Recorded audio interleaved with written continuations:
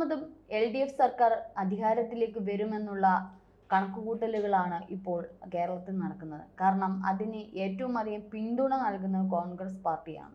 അത്തരത്തിലാണ് കോൺഗ്രസിന്റെ പല തീരുമാനങ്ങളും പല നീക്കവും കോൺഗ്രസിന്റെ വീഴ്ചകളും അത്തരത്തിലാണ് പോയിക്കൊണ്ടിരിക്കുന്നത്. കാരണം കോൺഗ്രസ് എന്നാൽ ആദ്യമേ എല്ലാവരും ചിന്തിക്കുന്നത് പോലെ തന്നെയാണ് തമ്മിലടി എന്നുള്ളത്. അത് ഇന്നും ഇന്നലെയും തുടങ്ങിയതല്ല. കാലാകാലങ്ങളായിട്ട് കോൺഗ്രസിനകത്തെ ഭിന്നതകളും തമ്മിലടികളും ഏറെ നാളായിട്ടുള്ള ചർച്ചാ വിഷയങ്ങൾ തന്നെയാണ്. ഘടകകക്ഷികൾ ഒരു സമയത്ത് കൂടും, പക്ഷെ പിന്നീട് മറ്റൊരു സമയത്ത് തക്കത്തിനൊത്ത് അവർ നിറം മാറുന്ന ഒരു സ്വഭാവമാണ്. അപ്പോൾ ഒന്നിനെയും പിടിച്ചു നിർത്താൻ ഒരു കോൺഗ്രസ് നേതൃത്വത്തിന് ഇതുവരെ കഴിഞ്ഞിട്ടില്ല. അത് കേന്ദ്രത്തിലാണെങ്കിലും കേരളത്തിലാണെങ്കിലും ഇതിനുള്ളിലെ കസേരകൾക്ക് വേണ്ടിയിട്ടുള്ള തമ്മിലടി മാത്രമേ. എന്നാൽ കസേര കിട്ടുന്നുണ്ടോ? അതുമില്ല. ഒരു തവണയെങ്കിലും ഇനി ഒരു കേരളത്തിന്റെ അധികാരത്തിലേക്ക് എത്തുമെന്ന് പ്രതീക്ഷിച്ച കുറച്ച് ജനങ്ങളുണ്ടായിരുന്നു. കാരണം BJP അത്രത്തോളം കേരളത്തിൽ വരുന്നതേ ഉള്ളൂ. പിന്നീടുള്ള പ്രതീക്ഷ കോൺഗ്രസ് ആണ്. ഇതിനിടയിൽ LDF സർക്കാരിനെ കൊണ്ട് പൊറുതിമുട്ടിയ ജനവുമുണ്ട്. അപ്പൊ വീണ്ടും കോൺഗ്രസിൽ അധികാരത്തിൽ വരണം അല്ലെങ്കിൽ വന്നെങ്കിൽ എന്ന് ചിന്തിക്കുന്ന നിരവധി ജനങ്ങളാണ് കേരളത്തിലുള്ളത്. പക്ഷെ അവരുടെയൊക്കെ ഈ പറഞ്ഞ ആഗ്രഹങ്ങൾ അസ്ഥാനത്താക്കിക്കൊണ്ട് വീണ്ടും LDF സർക്കാർ കുതിച്ചുപായും അല്ലെങ്കിൽ വീണ്ടും അധികാരത്തിൽ വരും എന്നതിനുള്ള തുടക്കം തന്നെ കോൺഗ്രസ് ഇപ്പോൾ ഇട്ടുകൊടുത്തിരിക്കുകയാണ്.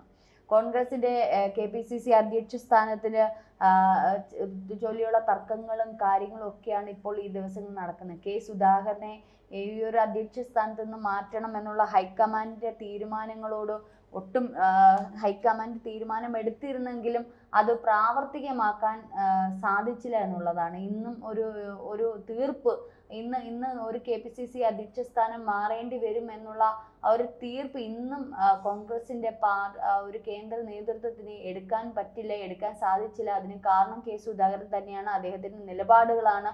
ആ കസേരയിൽ ഞാൻ ഇനി മാറില്ല, എന്നെ ഇനി ഇറക്കി വിട്ടാലും ഞാൻ ആ കസേരയും കൊണ്ടേ പോകത്തുള്ളൂ, ഞാൻ മാറില്ല എന്നുള്ള ഈ ഒരു കസേര കളി സുധാകരൻ വീണ്ടും തുടരുകയാണ്. ഇത് വല്ലാത്തൊരു അതൃപ്തി തന്നെയാണ് കേന്ദ്ര നേതൃത്വത്തിനുണ്ടായത്. കാരണം സ്വാഭാവികമായിട്ടും ഇപ്പൊ LDF ആണെങ്കിലും പണ്ടുകാല ഒരു സമയത്ത് ഇതുപോലെ തന്നെ BJPയിലും ഉണ്ടായിരുന്നു ഇത്തരത്തിലുള്ള മുറുമുറുപ്പുകളൊക്കെ. പക്ഷെ അന്ന് ഒരു BJP ഒരു നേതൃത്വം BJPയിൽ വന്ന് ഇപ്പം രാജീവ് ചന്ദ്രശേഖർ ആ ഒരു നേതൃത്വ നിലയിലേക്ക് വന്നപ്പോഴത്തേക്കും അദ്ദേഹത്തിലേക്ക് ക്രോഡീകരിക്കാൻ BJPക്ക് സാധിച്ചു. ഒപ്പം ഇപ്പൊ ഈ പറഞ്ഞതുപോലെ മറ്റുള്ളവർക്ക് സുരേന്ദ്രനൊക്കെ ആണെങ്കിൽ മറ്റുള്ളവർക്ക് അദ്ദേഹത്തിനെ പിന്തുണയ്ക്കേണ്ടതായിട്ടും അല്ലെ ആ നേതൃത്വത്തെ അംഗീകരിച്ച് മുമ്പോട്ട് പോകേണ്ടതായിട്ടുള്ള നിലപാടുകൾ വന്നിട്ടുണ്ട്. അവരുടെ ആ ഒരു നിയന്ത്രണത്തിലെത്തി BJP ആ ഒരു ഏകീകൃത നിയന്ത്രണത്തിൽ എത്തിയിട്ടുണ്ട് എന്നുള്ളതാണ്. പക്ഷെ ഇപ്പോഴും കോൺഗ്രസിന്റെ തമ്മിലടി മാറുന്നില്ല എന്നുള്ളതാണ്. ഇതിനകത്ത് ഒരു വിഭാഗം സുധാകരനെ അനുകൂലിച്ചുകൊണ്ടും മറ്റൊരു വിഭാഗം സുധാകരനെ പ്രതികൂലിച്ചുകൊണ്ടുമാണ് ഇപ്പോൾ ഉള്ള പോക്ക്. അപ്പോൾ ഒരു വിഭാഗം എന്ന് പറയുമ്പോൾ കേന്ദ്രത്തിൽ നിന്ന് ഉള്ള വിഭാഗം തന്നെ പഴയ ആൾക്കാരൊക്കെ തന്നെ സുധാകരനെ പിന്തുണച്ചുകൊണ്ടാണ് മുമ്പോട്ട് പോകുന്നത്. അതേസമയം VD സതീശൻ ആ ഒരു ഗ്രൂപ്പ് ഈ ഒരു നേതൃത്വം KPCC നേതൃത്വം മാറ്റണം, മറ്റൊരാൾ വരണം എന്നുള്ള രീതിയിൽ. ഏതായാലും കോൺഗ്രസിനകത്ത് ഒരു അഴിച്ചുപണിയും ആ അഴിച്ചുപണിയിൽ ഒരു നേതൃത്വം വരുമ്പോൾ അദ്ദേഹത്തിനെ ആരാണോ വരുന്നത് ആ വ്യക്തിയെ ക്രോഡീകരിച്ചുകൊണ്ട് അല്ലെ ആ വ്യക്തിയെ നോക്കിക്കൊണ്ട് മുമ്പോട്ട് പോകുകയാണെങ്കിൽ ഒരു പക്ഷേ കോൺഗ്രസ് ജയിച്ചേക്കാം. പക്ഷേ ഇപ്പൊ സുധാകരൻ തന്നെ ഈ ഒരു സ്ഥാനത്ത് ഇരുന്നിട്ട് പോലും കോൺഗ്രസിന് വിജയിക്കുവാനോ അല്ലെങ്കിൽ ഇത്തരത്തിൽ ജനങ്ങളിലേക്ക് ഇറങ്ങിത്തിരിക്കുവാനോ യാതൊന്നും സാധിച്ചില്ല. അപ്പോൾ സ്വാഭാവികമായിട്ടും ഹൈക്കമാൻഡിന്റെ തീരുമാനം ഈ ഒരു നേതൃത്വത്തിന്റെ മാറ്റം മൂലം കേരളത്തിൽ കോൺഗ്രസിന് കുറച്ചുകൂടി ഒന്ന് ബലപ്പെട്ടാലോ എന്നുള്ള രീതിയിലാണ് ഇത്തരത്തിലൊരു തീരുമാനം വന്നത്. പക്ഷെ അതിനെ സുധാകരൻ ഞാൻ ആ കസേരയിൽ നിന്ന് മാറില്ല, ആര് പറഞ്ഞു, എൻ്റെ അടുത്ത് ആരും പറഞ്ഞിട്ടില്ല, ഇത് പെട്ടെന്നുള്ള തീരുമാനങ്ങളൊക്കെയാണ്, ഞാൻ അതിൽ നിന്ന് മാറില്ല എന്നുള്ള ഉറച്ച നിലപാടാണ്. അതേസമയം ആന്റോണിയെ ഉൾപ്പെടെയുള്ളവരെ KPCC അധ്യക്ഷ സ്ഥാനത്തേക്ക് കൊണ്ടുവരുമ്പോൾ ഇത് ആരെന്ന് ജനങ്ങൾക്ക് അറിയണ്ടേ എന്നുള്ള മുരളീധരന്റെ ചോദ്യങ്ങൾക്ക് മുൻപിലും കോൺഗ്രസ് തലകുനിക്കുകയാണ് ചെയ്യുന്നത്. അപ്പം ഒരു നിലയിലേക്ക് കോൺഗ്രസിനെ കൊണ്ടുവരാൻ തക്ക നേതാക്കന്മാർ ഇല്ലേ എന്നുള്ളൊരു ചോദ്യമാണ് വരുന്നത്. എന്തായാലും ഒരു നേതൃസ്ഥാനം ഇപ്പം നിലമ്പൂർ ഇലക്ഷനൊക്കെ വരുമ്പോൾ ഈ ഒരു സമയത്ത് വേണമായിരുന്നോ ഈ ഒരു നേതൃമാറ്റം എന്നുള്ള ചോദ്യങ്ങളും ഉയരുന്നുണ്ട്. എന്ത് തന്നെയാലും ഒരു കോൺഗ്രസ് അഴിച്ചുപണി ഒരു നേതൃനിരയിൽ ഒരു വ്യക്തി വന്നെങ്കിലേ പറ്റൂ, ഒരു നേതാവ് എത്തിയെങ്കിലേ പറ്റൂ, അല്ലെങ്കിൽ കോൺഗ്രസ് അട്ടപ്പട്ടലം പൂട്ടും എന്നുള്ളതിന് യാതൊരു സംശയവുമില്ല. അടുത്തത് വീണ്ടും LDF തന്നെ അധികാരത്തിൽ ഏൽക്കുകയും അധികാരത്തിൽ വരികയും ഒപ്പം BJP പലയിടത്തും താമര വിരിയിക്കുകയും ചെയ്യും എന്നുള്ളതിന് ഉറപ്പുണ്ട്. കാരണം BJP പല മേഖലകളിലും ജനങ്ങളുടെ ഇടയിലേക്ക് നല്ല രീതിയിൽ ഒരു ജനസമ്പർക്ക പരിപാടികളും ഈ തെരഞ്ഞെടുപ്പിന് മുന്നോടിയായിട്ടുള്ള വേണ്ട ക്രമീകരണങ്ങളും ചിട്ടയായിട്ടുള്ള കാര്യങ്ങളും ഒക്കെ ചെയ്തു തുടങ്ങി. അതേസമയം UDF ഇതുവരെ എവിടൊക്കെ എന്തൊക്കെ നേതാക്കളെന്നോ അല്ലെങ്കിൽ എന്തൊക്കെയാണ് തീരുമാനങ്ങളെന്നോ എന്തൊക്കെയാണ് ഇതിനു വേണ്ടി ചെയ്യേണ്ടതെന്നോ യാതൊരു തീരുമാനമില്ല. തമ്മിലടി, അതിനകത്ത് എനിക്ക് ഈ കസേര, എനിക്ക് ഈ മന്ത്രിയാവണം, എനിക്ക് മുഖ്യമന്ത്രി ആവണം എന്നുള്ള തരത്തിലുള്ള തമ്മിലടിയല്ലാതെ യാതൊന്നും തന്നെ നടക്കുന്നില്ല എന്നുള്ളതാണ്. അപ്പോൾ എത്രയായാലും അതിനെയൊക്കെ ഒരു മാറ്റം വരുത്തിക്കൊണ്ട് ഒരു പൂർണ്ണമായിട്ടുള്ള ഒരു നേതൃമാറ്റം മാറ്റി ഒരു അഴിച്ചുപണികൾ ആവശ്യമായിട്ടാണ് വരുന്നത്. പക്ഷെ ആ നേതൃത്വ നിരയിലേക്ക് വരുന്നത് ആര് എന്നുള്ളൊരു ചോദ്യമാണ് ഉയരുന്നത്. പൊതുവെ ഇതിനെയൊക്കെ ക്രോഡീകരിക്കാനും അല്ലെങ്കിൽ ഈ തമ്മിലടിക്കുന്ന നേതാക്കളെയൊക്കെ ഒരുമിപ്പിച്ച് കൊണ്ടുവന്ന ഒരു ശക്തവാനായ ഒരു നേതാവ് തന്നെ ഈ പറഞ്ഞോണം അധ്യക്ഷ സ്ഥാനത്തേക്ക് വന്നെങ്കിലേ പറ്റത്തുള്ളൂ.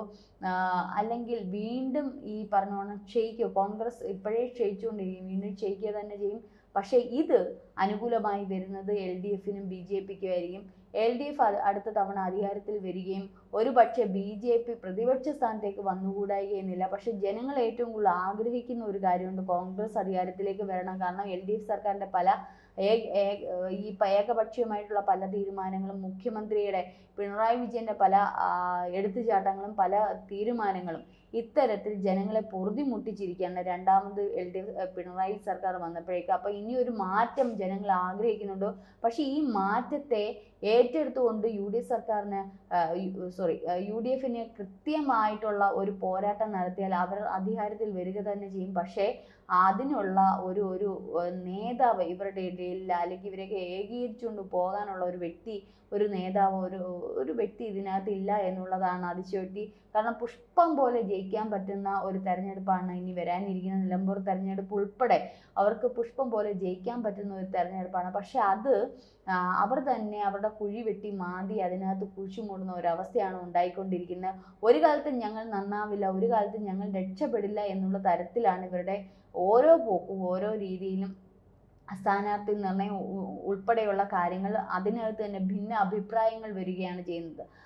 ഇപ്പൊ K സുധാകരന് അദ്ദേഹത്തിന്റെ ആരോഗ്യസ്ഥിതി പലപ്പോഴും ബുദ്ധിമുട്ടിലാണ് എന്നൊക്കെയുള്ള തരത്തിൽ അത് UDFൽ നിന്ന് തന്നെ അത്തരത്തിലുള്ള പ്രതികരണം ഉണ്ടായപ്പോൾ ഇന്നലെ ഏഷ്യൻ ന്യൂസിന് കൊടുത്ത ഇന്റർവ്യൂവിൽ K സുധാകരൻ പറയുന്നത്, എൻ്റെ ആരോഗ്യസ്ഥിതി അതിന് വേണ്ടുന്ന ചികിത്സകളൊക്കെ ഞാൻ നടത്തുന്നുണ്ട്, അല്ലാതെ എൻ്റെ ആരോഗ്യസ്ഥിതിക്ക് ഒരു പ്രശ്നവുമില്ല എന്നൊക്കെ അദ്ദേഹത്തിന്റെ ഈ എതിർ പറച്ചിലുകൾ തന്നെ കോൺഗ്രസിന്റെ അകത്തുള്ള ഭിന്നതകൾ പുറത്തു കൊണ്ടുവരികയാണ് ചെയ്യുന്നത്. എന്തായാലും K സുധാകരൻ പലപ്പോഴും ഈ പറഞ്ഞതുപോലെ തൻ്റേതായിട്ടുള്ള നിലപാടിൽ ഉറച്ചു നിൽക്കുമ്പോൾ അതിൽ ആടി ഉലയുന്നത് UDF ആയിരിക്കും. ഈ പറഞ്ഞ കോൺഗ്രസ് പാർട്ടി തന്നെയാണ്. ഇനി ഇൻ കേസ് ഈ ഒരു KPCC അധ്യക്ഷ സ്ഥാനത്ത് നിന്ന് K സുധാകരനെ മാറ്റിയാൽ വലിയൊരു വിഭാഗം വോട്ടാണ് നഷ്ടമാകുന്നത്. മാത്രമല്ല K സുധാകരനെ ഈ ഒരു അധ്യക്ഷ സ്ഥാനത്ത് നിന്ന് മാറ്റുവാണെങ്കിൽ ഇനി എങ്ങാനും മറ്റൊരു പാർട്ടി, ഏത് പാർട്ടി എന്നുള്ള എല്ലാ സുധാകരൻ ചാടിയാൽ അത് കോൺഗ്രസിന് വലിയൊരു ക്ഷീണം തന്നെയാണ് ഈ ഒരു തെരഞ്ഞെടുപ്പുമായി ബന്ധപ്പെട്ടിരിക്കുമ്പോൾ. എന്തായാലും ഇന്ന് ആ ഒരു KPCC അധ്യക്ഷനെ നിയമിക്കാനോ അല്ലെങ്കിൽ നിലവിലുള്ള ആളിനെ മാറ്റുവാനോ ഇന്നത്തെ ദിവസം അത് മാറ്റിയിരിക്കുകയാണ്. ഇനി മറ്റൊരു ചർച്ചകളും കാര്യങ്ങളും ഒക്കെ ഉണ്ടായതിനു ശേഷം മാത്രമേ ഈ ഒരു അധ്യക്ഷ സ്ഥാനത്ത് നിന്ന് K സുധാകരനെ മാറ്റണോ വേണ്ടായോ എന്നുള്ള തീരുമാനത്തിലേക്ക് കോൺഗ്രസ് എടുക്കും.